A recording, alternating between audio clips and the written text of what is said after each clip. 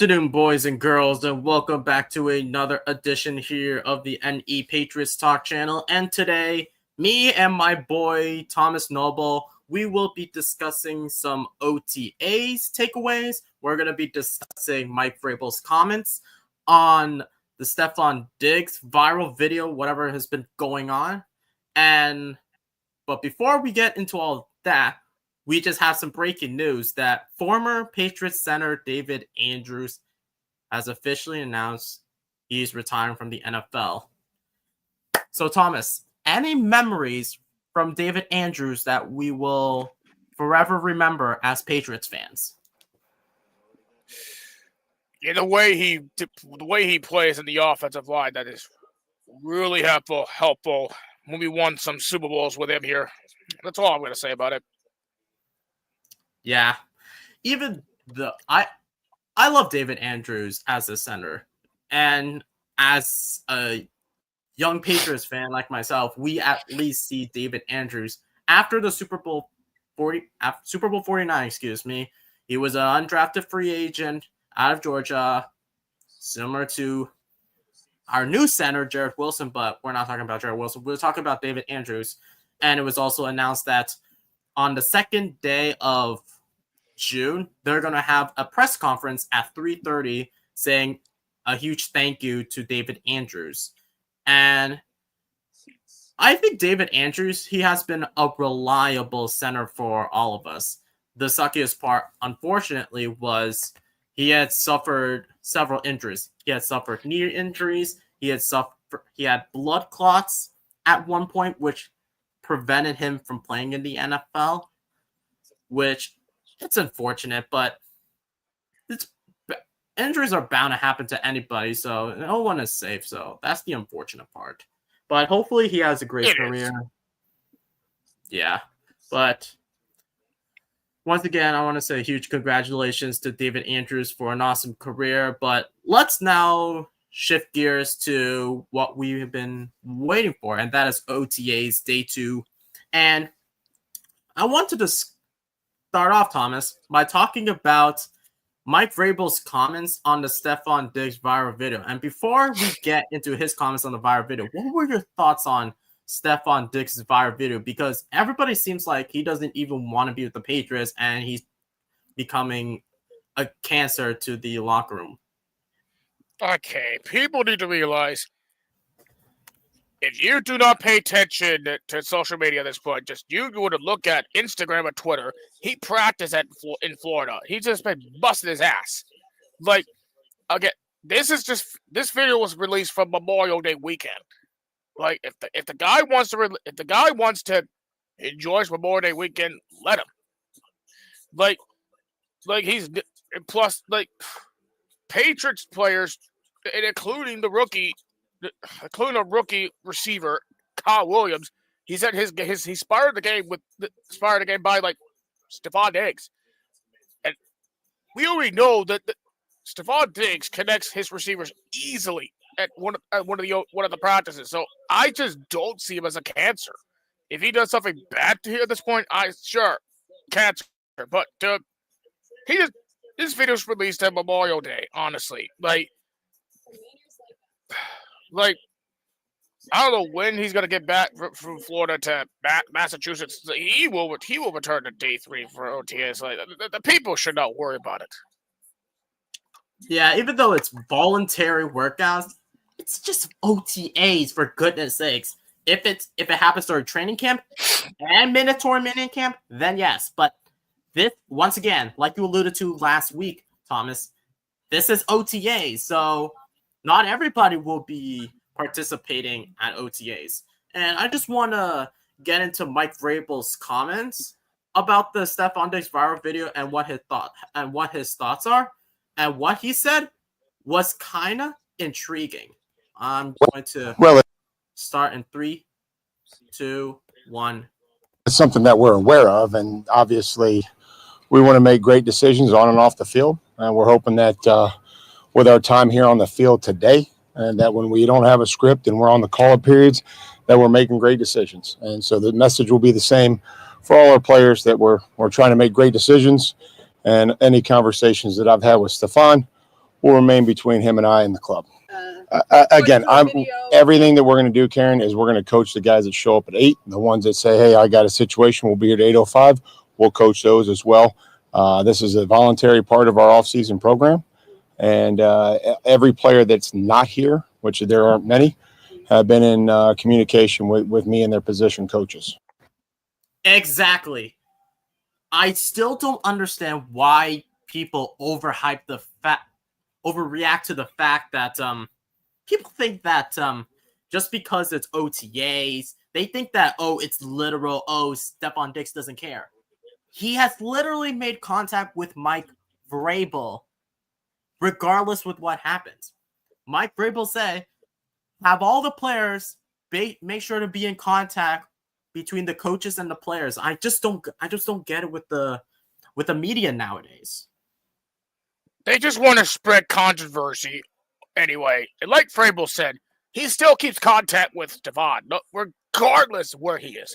Like if he practices this stint at Florida at this point here during Memorial Day weekend, yes, he still makes contact with freaking coach. Like honestly, like if it's a different head coach, then it would be worse. Like for example, if we still have Jerome Mayo and we have Diggs, then worst case scenario, he doesn't want to be in New England. Exactly, but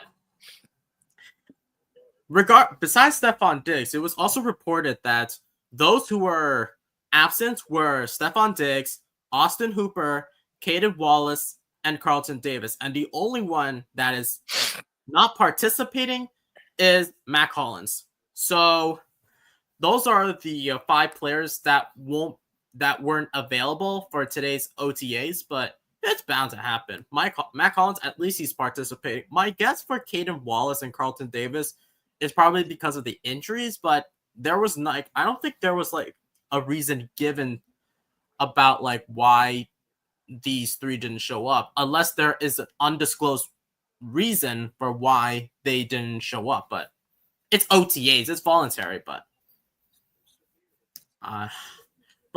let's also discuss who returned though. So it was reported that Ramondre Stevenson, Sidy Sow, Joshua Farmer, and Marte Mapu have returned for day 2 of OTAs.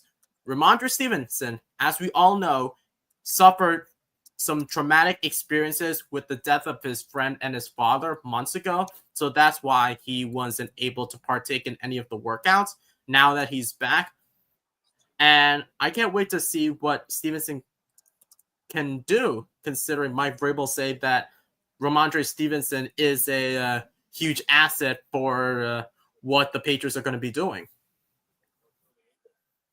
Yeah. Some players that were limited, however, besides there was Stevenson, Trevion Williams, Jalen Polk, Vidarian Lowe, Michael Onwenu, Jared Wilson, Jaquelin Roy, Wilfred Penne, Jelani Tavai, Kyle Duggar, and Marcus Epps. So those who were limited at today's OTAs. But let's start with the quarterback position. Thankfully, there were no interceptions. However, there wasn't like efficient accuracy from Drake May because there were a lot of multiple high throws. But at least there was no turnovers besides the fumble snap at the very end. But what were your thoughts on the performance from Drake May and the rest of the other quarterbacks? Definitely better than what we expected the last time. People are just talking about the freaking Drake, like the interceptions, the Drake May hate. Like, guys, it's unjustified at this point. Yeah, like, Drake May, regardless how bad he did at OTS. Like, I'm sorry. Whatever you guys like, CJ here, who has a lot of fucking hate on Drake May in this fucking server. Sorry for me for cussing here. But Drake May is a starting quarterback in the National Football League, regardless. Exactly. And I just don't understand the rage baiting. I think that people who are giving Drake May the blue chip on his shoulder, it's going to make him want to play football. It makes them want to win. So keep that same energy for all of you Drake May haters. Keep that same energy. But let's also move on to let's take a look at some of the plays that we've seen from Drake May on that I found on CLNS Media, and some of them were towards the rookies. Let me just play a couple of clips. Let's start with the Travion Henderson. We see Drake May throwing that huge ball to Kyle Williams. My mistake. I thought it was the Travion Henderson, but it was Kyle Williams. What were your thoughts on Kyle Williams' performance, Tom?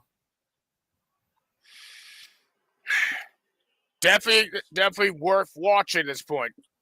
We saw this here from the previous rookie receivers with N'Keal Harry, which I'm sorry, he's a bust. And with all the rookie receivers we've seen here, I hope Kyle Williams is the one guy that we do not add to one of the Patriots rookie busts out of all of the wide receivers out there. And with Drake May at this point here,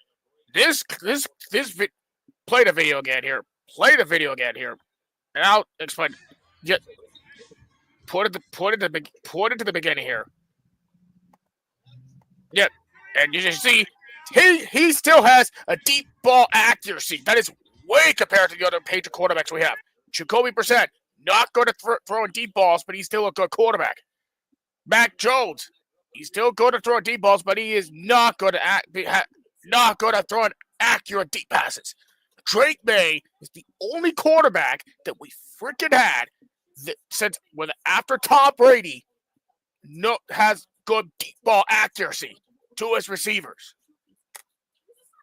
Exactly. I just think that Kyle Williams at college, he had, I don't know who the heck his quarterback was, but his quarterback, he was making inaccurate throws. He was missing reads, but Kyle Williams make that quarterback look good. Now that Kyle Williams has Drake May, I think the rapport between these two, the chemistry is going to gel extremely well. And I'm excited to see what these two can do during the regular season, as long as Kyle Williams gets the proper development he needs. But it was also reported that Kyle Williams made a play of the day, having a deep over-the-shoulder catch from Joshua Dobbs. Initially, he bobbled the ball, but completed the catch. Overall, a good day from him with a few catches. Yeah, for sure here. Let me see here. However, we have some issues, and I'm not surprised, within the wide receiver room. Javon Baker, for some reason, even though he had a productive day, he did not perform well. He dropped 2 balls, and those drops were so bad. Do you think at this point, Thomas, should we cut Javon Baker? Not yet, in my opinion. Cut him. Don't not get rid of him in the team specifically. Just cut him and then just put him in the practice squad, whatever the time when we need him. Yeah, and it was also reported that Baker at one point caught a crossover over the middle, flex after the play. He drew some ire from Mike Vrabel after going to the sideline instead of rejoining the huddle. The two talked after the practice as well. So it seems like Javon Baker still has some of that character issues, and Mike Vrabel warned him to have him rejoin the huddle instead of celebrating. Yeah. And also about the Washington State quarterback that Kyle Williams, it's John Meter. I don't know who that is, but I can tell you he was mid. But going back to some of the wide receivers, it was also reported that Efton Chisholm III saw 4 targets in team drills today from Joshua Dobbs. It seems like Efton Chisholm, he's going to be pushing for that slot position. He's going to be pushing Pop Douglas's the number 1 string for the slot spot. Could we see Efton Chisholm making the 53-man roster after what we have seen out of him so far in OTAs? Obviously so, yes. definitely been a fan of Chisholm ever since we literally got him on the UDFA, honestly. Like, he's been a reliable slot receiver ever since we picked him up here, so I would see him in the full roster in 2025. Oh, 100%. So let's head over to the running back room. And this is a really good video that I found on CLNS Media here on Twitter. And this is a video of Drake May throwing a deep ball to Travion Henderson today. Like you can see, Drake May going back, launches a deep ball, and Travion Henderson catches the ball in front of him. Man, it seems like Travion Henderson, even though he has not been signed to a rookie contract yet, he's been busting his butt off. Yeah, same with Will Campbell. It's not to worry about here. Their rookie contracts will be there, like mandatory practices, yada yada yada. And OTAs is probably not the best time to give them the contracts. They're not going to be like freaking whatever the rookie is from Cincinnati. They're not going to hold out at this point. Wait until like mandatory practices and just give them the rookie contracts. But Travion Henderson did pull his ass off at OTAs here. This is what I've been waiting for ever since we draft him in the second round. I did not even expect we get him at this point. And plus he is a reliable pass catcher as a running back. That's what we desperately need for this team. Oh, 100%. We need all of that. And I just feel like if we didn't get Travion Henderson, we would have been stuck with Stevenson, who had his worst season last year with leading the league in fumbles within the running back. So I mean, I can't blame him for this point. He is not that full confident of that offensive line that cannot protect him. He's like afraid that he's about to get hit hard. But then again, but the ball security, if you look at this video, you see Ramondre Stevenson with some drills, but what I just don't understand is that last season, we see Ramondre Stevenson holding the ball like this. This is bound to having some defender popping the ball and you fumbling the ball. Normally, running backs would hold the ball like this, like they would hug around it. But this guy put the ball in a dangerous position, bound to have the ball drop. So that's what we hope Ramondre Stevenson learns, considering that he has looked a lot better, but can he do it behind a good offensive line? That's going to be the question. Because we've seen Ramondre Stevenson carrying the ball in the most worrying position, if you know what I mean. Yeah, well, probably the worst offensive line we ever had last year. Like, ever since we got him in like 2021 or 2022, whatever it is, we still have a good, decent offensive line then. But then year after year, the offensive line got worse. He does not have that full confidence to try to protect the football. Exactly. Well, let's move over to the tight end position. And it was reported before the practice begins, we saw Hunter Henry and Drake May, per Mike Reese's, based off of like an image of Drake May and Hunter Henry, we saw them showing some great chemistry together. They connected 3 times in team drills. May did a great job at throwing him open on broken down plays. It seems like Hunter Henry has been like a safety blanket for Drake May, and that's what you want for a young quarterback. You want to have good tight ends that could be your safety, the security blanket for a young quarterback, and that's what Hunter Henry has been all season last season. Yeah, for sure. He's the number one target last season, but this time now you got some options here for pass catchers. It's not going to be the only pass catcher out of Hunter Henry you can pass it to here. Now you got a reliable offensive line. Now you got some great pass catchers, and including Diggs. Now you got some options for Drake May to pass it to. But honestly, Hunter Henry is still a good pass catcher, yes. But honestly, you can't rely on him. Yeah, you can't rely just him because he was the leading receiving yards lead. He was the leader in receiving yards out of all the Patriots last season, which was kind of shocking at least, considering of how bad our wide receiver room looked. But now that you have options, it is bound that Hunter Henry will take some of that load off for other receivers. But it was also reported that, which was shocking, is Jack Westover, who was the undrafted free agent last year. He was claimed off of waivers when he was released by Seattle. He played at Washington Huskies, and he worked as the tight end 2 today with Austin Hooper being out. What were your thoughts of him taking over for Austin Hooper instead of CJ Dupree, who we thought would be our next tight end 1 to take over for Austin Hooper? What were your thoughts? Sorry, I got distracted from looking on Twitter. Repeat that. What were your thoughts on just Jack Westover, undrafted free agent tight end out of Washington, taking over for Austin Hooper with Austin Hooper being out instead of CJ Dupree taking over for Austin Hooper? I don't know if you watch college football at the time, but I know I watched college football for like 12 years now.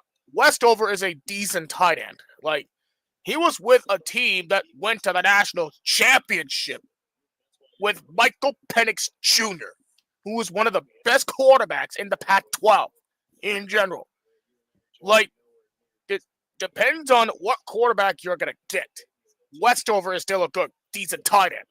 Depends on what type of tight end he is. If something happens with one of our best tight ends, which is most likely going to be Hooper, why not Westover is still a decent tight end that you can depend on. He may not be good at pass catching, he may not be good at guarding, but still, he's still a good tight end you can depend on.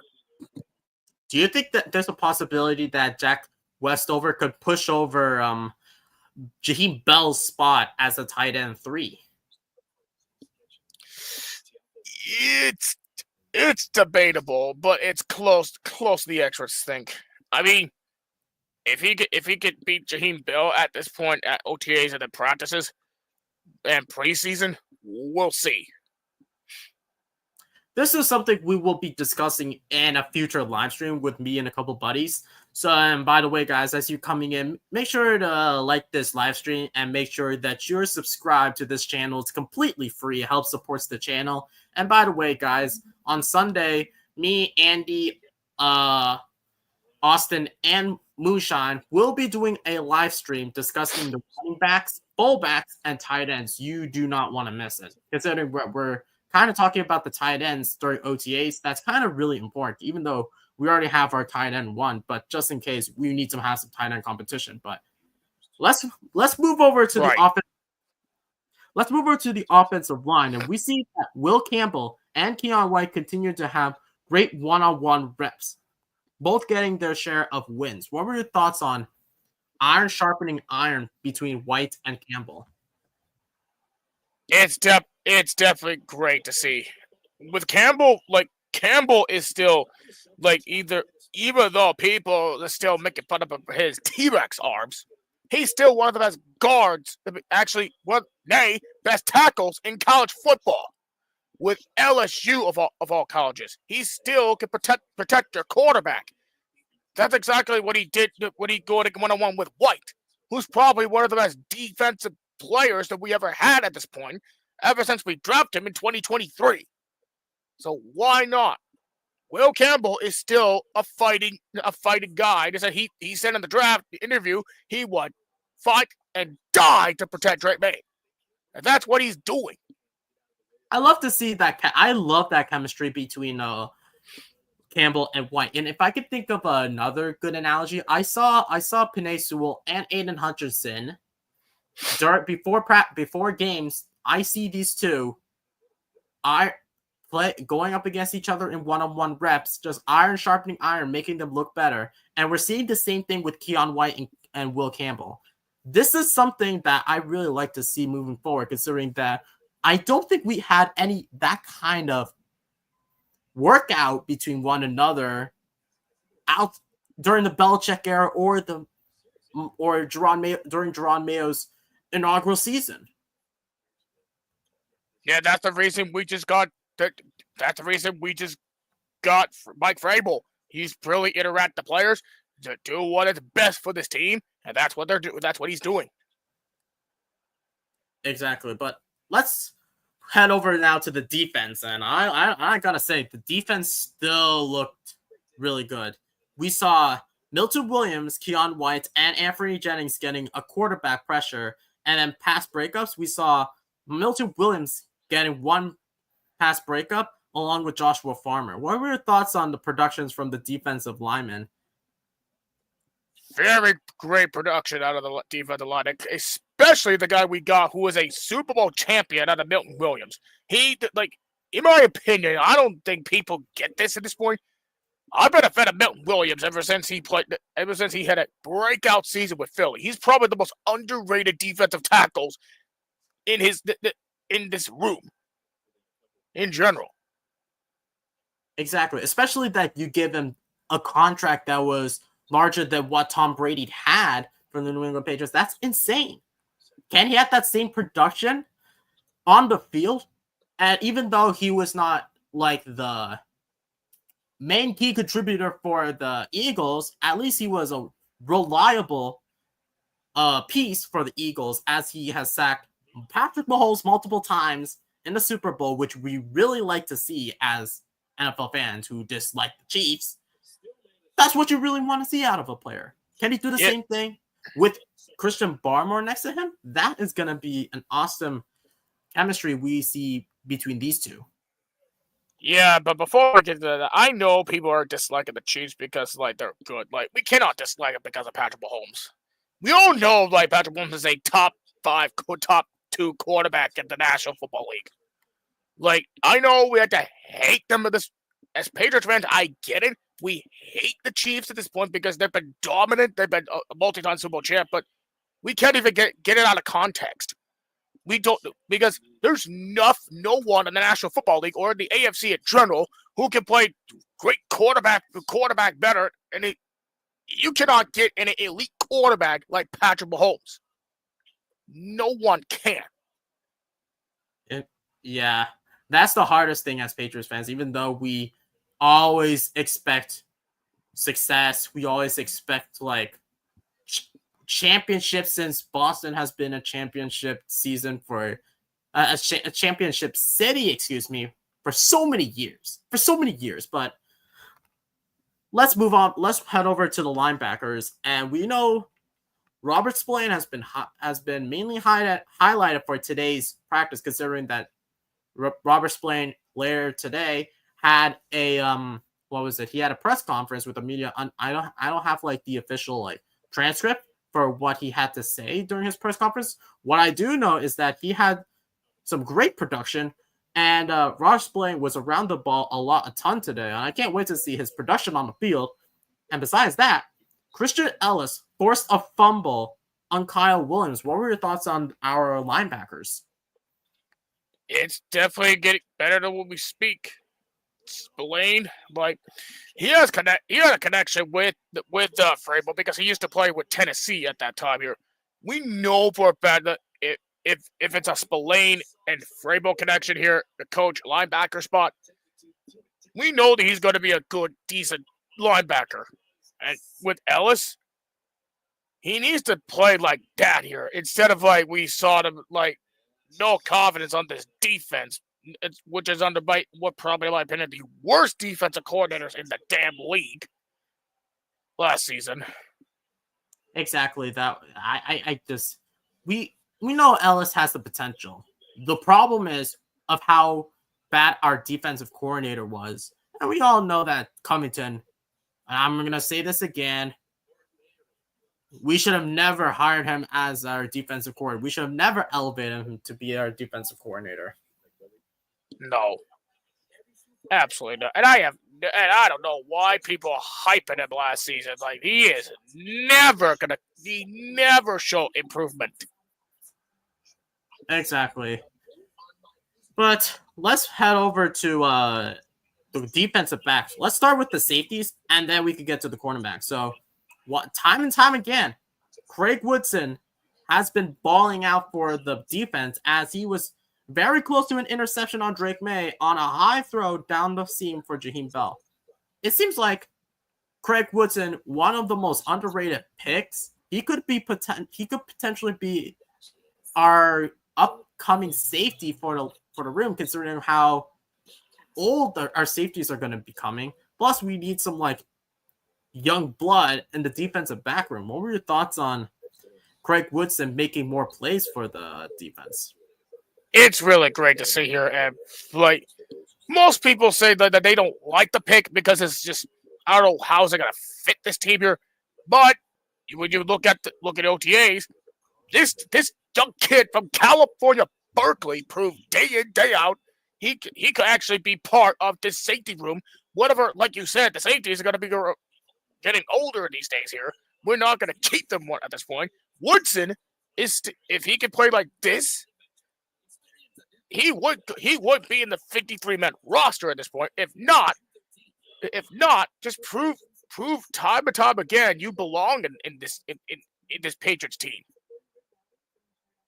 Exactly. Like I once again, even though I was one of those fans that criticized on the pick, but as long as he has that great production, I could change that grade because originally I wasn't like a huge fan of the pick, considering that we had other needs for the team. But considering that safety could be that sneaky pick, knowing that of how disappointing the safeties were with Duggar and Peppers, and with the rising star of Del Pettis, with some depth with Epps and Hawkins, the safety room is going to be a little more scary than what it looked in previous years. Like, and the safety room hasn't been the same without Devin McCourty. No. But let's now move on to over to the special teams. And I gotta say, both of these kickers, they were close to being perfect with 3 to 4. However, it was reported per Mike Reese that John Parker Romo had a perfect day, 4 to 4, while Borgalis, he had a 3 out of 4. And all of these were from the 37 to the 43-yard line. However, Borgalis' miss was from a longer distance. What were your thoughts on our kickers, considering this is a kicker competition? Yeah, basically, Romo, freaking Borgalis. Like, I mean, like, you miss one kick for a long distance. Like, it doesn't matter to me here. As long as what type of kick you're kicking at this point here, then that's all I care about me here. If it's like further than freaking 55 yards, I don't know what the deepest kick he had here, 56 or something like that here. If you cannot kick beyond that, it's fine. Like, I don't get why people these days just care about the kick a long field goal for any reason here. Interesting. Like we all knew that ever since the departure of Steven Gostkowski and Nick Folk, the kicker position has been a bit disappointing as late, because we all know we traded Nick Folk for a bag of chips, who is now with the Arizona Cardinals, and then we signed Joey Slye to a 1-year deal, and he was okay, but not to where we wanted him to be. Yep.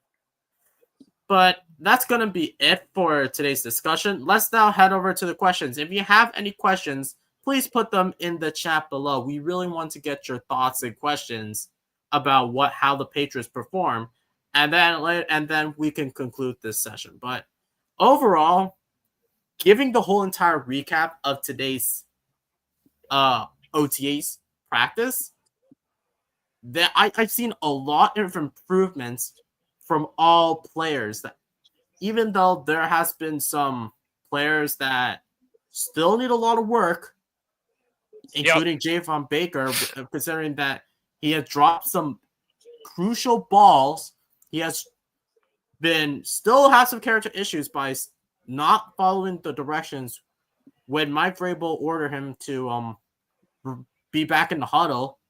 This is something that you really need to adjust as a player. Otherwise, he could get cut instantly. We'll see.